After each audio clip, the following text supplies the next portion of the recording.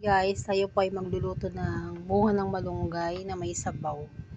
Yan, may dahon din, may itlog, kamatis, sibuyas at lalagyan po natin ng patola. Yan, sinalo ng konting kawali. Ito yung gamit kong mantika. Yan, dahil mainit na pag-isa na natin ang sibuyas.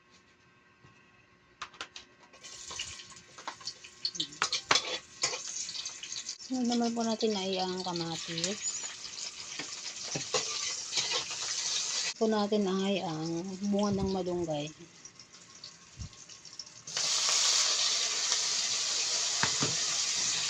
Tapos sunod na po natin ang patola.